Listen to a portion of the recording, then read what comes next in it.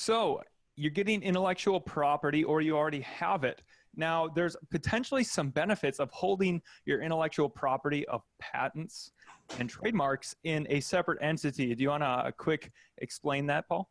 Yeah, sure. So if you think about what happens when you sign up for a Seller Central account, maybe you have an LLC and you register your LLC with Seller Central, you put in your tax ID, and then you get a big long list of stuff that you're supposed to read and click I agree to. Well, in that list, there's something called an arbitration provision, which basically says that you agree that you can't sue Amazon in court and are limited to binding arbitration, which isn't always the most favorable way to go. And not to say that you're going to sue Amazon and go to the Supreme Court in any type of case, but if there's a big dispute, you want to have rights. We dealt with sellers who've lost hundreds of thousands and have no rights because, they're limited to arbitration. So, it's always good to have leverage when you're in a dispute. And, even if you're just having a back and forth with Amazon, we're not going to court.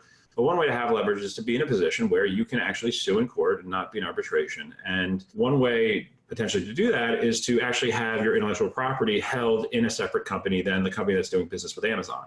That way, if there's infringement on your IP, you're really coming at Amazon like a third party, like somebody from it, like an outsider who doesn't do business with Amazon, but is finding their IP being infringed upon on Amazon's marketplace.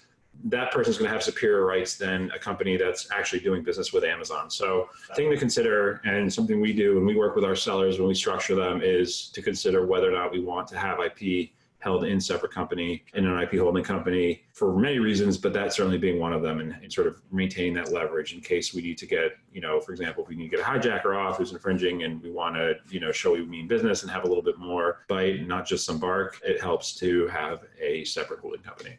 All right. Yeah. Well, that's great. You don't have to give up all the rights that you do when you sign up for selling on Amazon, but you still get to sell on Amazon. The benefit there, they might listen to you more too because you didn't forfeit those rights. And there might be some other benefits too that are more complicated, but we won't get into those. So specifically for Amazon, definitely a good idea for just about anybody, in my opinion. It's very cheap, right? Like relatively, like what? Yeah, it's really the cost of setting up another LLC and doing a little bit of transfer. It's not expensive at all. It's complex.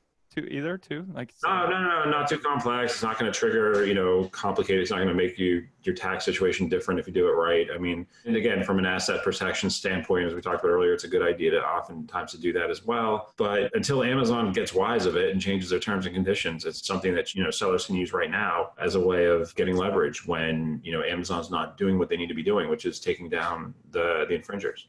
Cheap leverage. Cheap leverage. That's all we're talking about here. I like that. Yeah. It's like an insurance policy, you guys. So there's all sorts of types of insurance. They're just not marketed as insurance. So cool. So yeah, thanks, Paul. Definitely helpful. You're and welcome. Consider it. Talk to Paul if you guys want help with that. And yeah, see you guys in the next video.